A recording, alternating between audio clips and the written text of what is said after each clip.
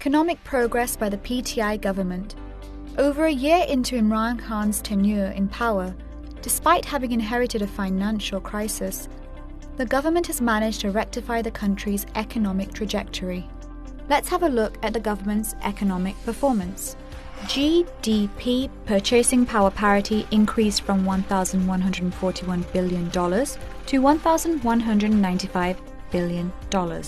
Inflation over the first year, at 7.6%, was less than the average inflation from its predecessor's tenure at 8.4%. 30 billion rupees worth of tax refunds were cleared by the FBR in the first quarter of the fiscal year, while the number of tax return filers rose by 800,000 over the past year.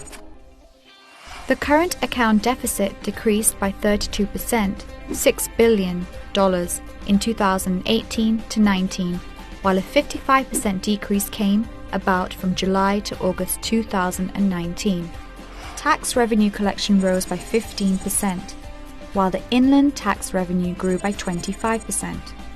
According to the State Bank of Pakistan, the country's foreign exchange reserves have been stabilized, rising to a figure of nearly $16 billion.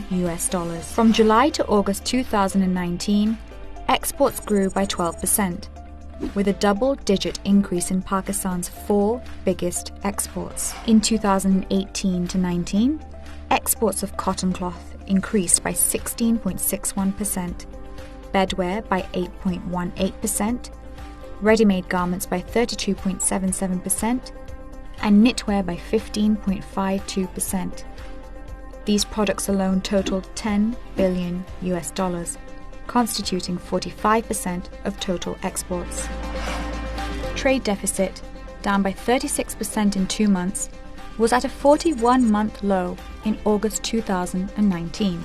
Circular debt decreased from 38 billion rupees per month in 2017 to 18 to 26 billion rupees per month in 2018 to 19, and is now at 12 billion per month.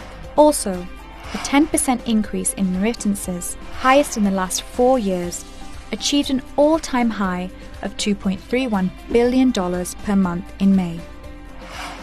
During the first quarter of the fiscal year, July to September, Pakistan received $346 million, its highest ever foreign portfolio investment, while the KSE 100 index rose by 4,872 points in the last 50 days, with a 2,200 points increase in the last 7 trading sessions. According to a report by the World Bank, Pakistan has emerged among the top 20 performers globally in the ease of conducting business.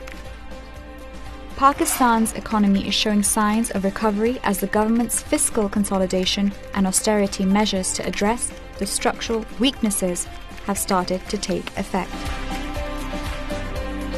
Similarly, the International Monetary Fund has concluded that Pakistan's economic progress is off to a promising start, and the current account is adjusting more rapidly than anticipated.